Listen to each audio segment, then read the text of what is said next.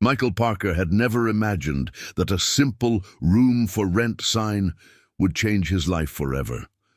At 35, the single father had grown accustomed to making difficult decisions with limited options.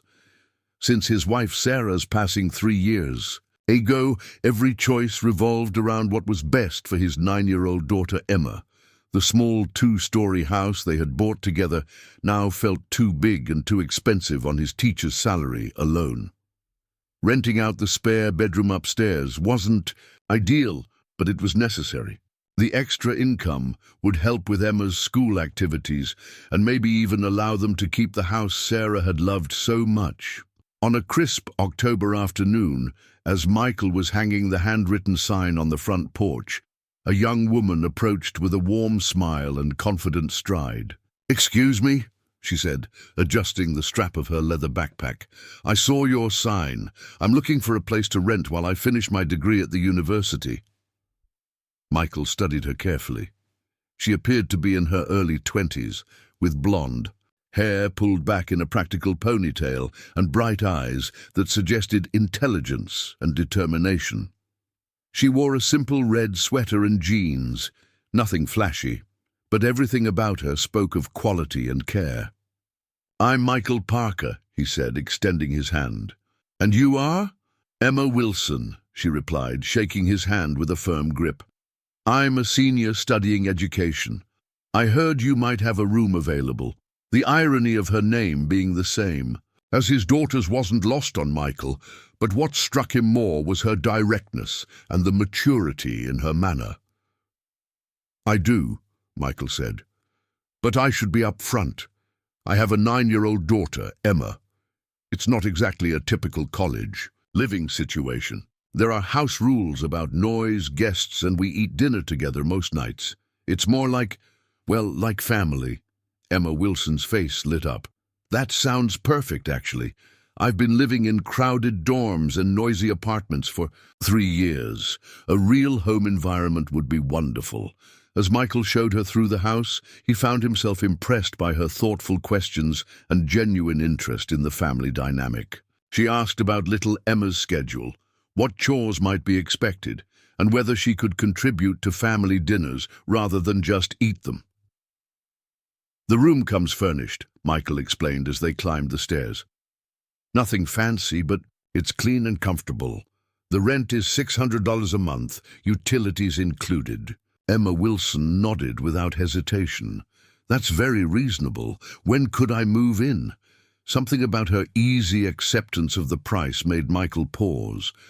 Most college students would have tried to negotiate or at least asked about cheaper options. "You didn't even want to see the room first," Michael observed, as he opened the door to reveal a simple but tidy space with a bed, desk, and dresser.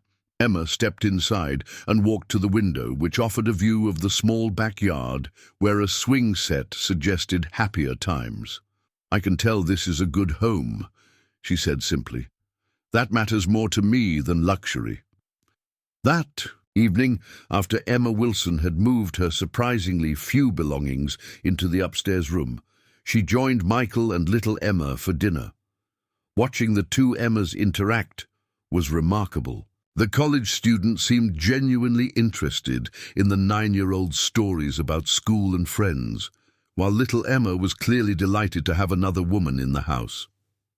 "Miss Emma," little Emma said over dessert, "do you have a family?" The older Emma's smile faltered slightly. "Not really. My parents well, they're very busy with their work. We don't see each other much." Michael caught the note of sadness in her voice but didn't press. Everyone had their reasons for the choices they made. Over the following weeks, Emma Wilson proved to be an ideal housemate. She was quiet, clean, and helpful without being intrusive. More importantly, she formed a genuine bond with little Emma, helping with homework, braiding her hair, and bringing a feminine presence that Michael's daughter had been missing.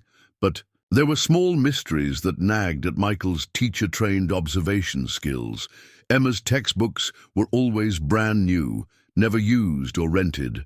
Her laptop was top of the line, though she claimed to work part-time at a campus coffee shop. Most puzzling were the occasional phone calls she'd take privately, speaking in hushed tones that suggested important business rather than casual conversations. "Dad," little Emma said one evening as Michael tucked her into bed, "do you think Miss Emma is sad sometimes?" Michael considered this. His daughter was remarkably perceptive for her age. "What makes you think that?" "Sometimes when she thinks no one is looking, she gets this look like she's missing something important." The truth began to unravel on a snowy December evening when Michael answered a knock at the front door to find an impeccably dressed man in his 50s wearing an expensive coat and an expression of barely controlled anger. "I'm looking for Emma," the man said without preamble. "Emma Richardson. I was told she lives here." Michael's protective instincts immediately kicked in. "I'm sorry, but I don't know anyone by that name." "Young woman, early 20s, blonde hair, studying at the university," the man pressed. "She's my daughter, and she's been hiding from her responsibilities long enough." Understanding dawned on Michael like a cold wave. Emma Wilson, Emma Richardson. She'd been using an assumed name. Before Michael could respond, Emma appeared at the top of the stairs, her face pale but determined. "Hello, Father," she said quietly, descending the stairs with dignity intact, despite the obvious tension. "Emma Richardson," the man said, and Michael now recognized the name. Richardson Industries, one of the largest tech companies in the state. "You've caused enough disruption. This experiment is over. You're coming home." "I'm not going anywhere," Emma said calmly, moving to stand beside Michael. "This is my home now."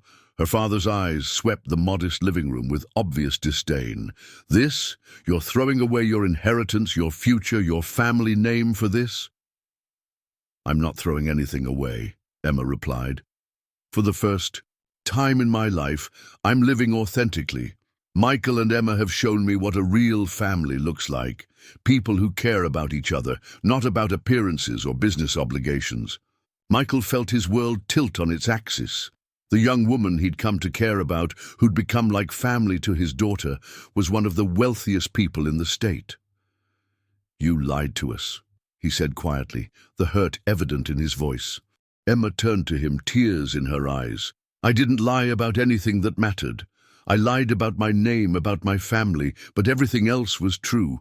My feelings for you and Emma, my gratitude for this home, my love for the life we've built. Together, all of that is completely real." Her father stepped forward impatiently. "Enough of this nonsense. Emma, you have responsibilities. The company needs you. The board is waiting, and I won't have you playing house with—" He gestured dismissively at Michael. "With what?" "With a man who's raised an incredible daughter on his own," Emma said, her voice gaining strength. "With someone who works every day to make a difference in children's lives, with people who measure worth by character instead of stock prices." Little Emma appeared at the top of the stairs in her pajamas, clearly awakened by the raised voices. "Dad, Miss Emma, what's happening?" The sight of the confused little girl seemed to deflate some of the tension. Emma Richardson knelt down as little Emma descended the stairs. "Sometimes grown-ups have complicated situations to work out," she said gently. "But no matter what happens, I want you to know that living here, being part of your family, has been the most important thing in my life."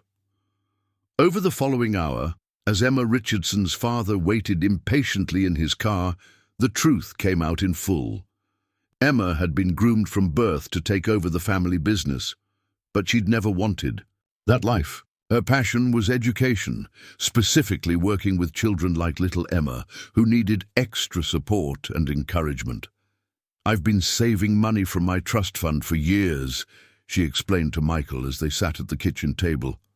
"Not because I need it, but because I want to start a foundation, schools in underserved areas, teacher training programs, educational resources for single parents, real work that makes a difference." Michael struggled to process this revelation. "Why didn't you tell me the truth from the beginning?" Because I've never met anyone who saw me for who I am instead of what I represent, Emma said simply. When you looked at me, you saw a responsible young woman who could help with your daughter and contribute to your household. Not an asset to be managed or a connection to be exploited. She paused, looking down at her hands. These past few months have been the first time in my life I felt valued for my character instead of my bank account. The conversation that followed was difficult but necessary. Emma's father eventually agreed to give her 1 year to explore her options, though his disapproval was clear. Emma, for her part, insisted on paying fair market rent for the room, a compromise that acknowledged both her means and Michael's pride. But the real conversation happened later that night, after little Emma was asleep and the house had settled into its familiar quiet. I don't know how to do this, Michael admitted, as they sat on the front porch, watching snowfall in the streetlight's glow. Everything I thought I knew about you, about us. Do you remember the first night I had? Dinner here? Emma asked. When you asked what I was studying, Michael nodded. I told you I wanted to be a teacher because I believe education can transform lives. That was true. When you asked why I chose this house, I said it felt like a real home. That was true too. She turned to face him directly. The only lie I told was about my last name.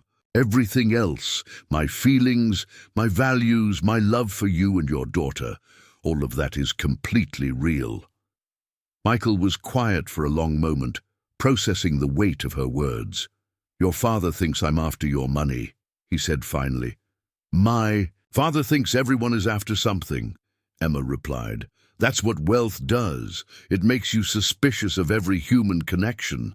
But you didn't know about my inheritance when you welcomed me into your home. You didn't know when you included me in family dinners or when you helped me study for finals. She paused, color rising in her cheeks. Or when you kissed me under the mistletoe at Christmas. Michael smiled softly. I did that because of who you are, not what you have. The relationship that developed over the following months was unlike anything either of them had experienced. Emma's wealth meant they could secure little Emma's future, expand Michael's dreams of educational reform, and create the foundation Emma had envisioned. But more importantly, they built something that had nothing to do with money, a partnership based on shared values, mutual respect, and genuine love. When they married the following Christmas, the ceremony was small and held in their living room, surrounded by the people who mattered most. Emma Richardson Parker wore her grandmother's simple wedding dress, and Michael's vows spoke not of the fortune she brought to their union, but of the joy she'd brought to their daily lives. Years later, when the Richardson Parker Foundation had helped transform dozens of school districts, and Emma had earned her teaching degree while raising her stepdaughter, little Emma, would ask about the early days when Miss Emma was just the college student who rented the room upstairs. Sometimes, Emma would tell her, the most important people come into our lives disguised as exactly what we need, not what we think we want.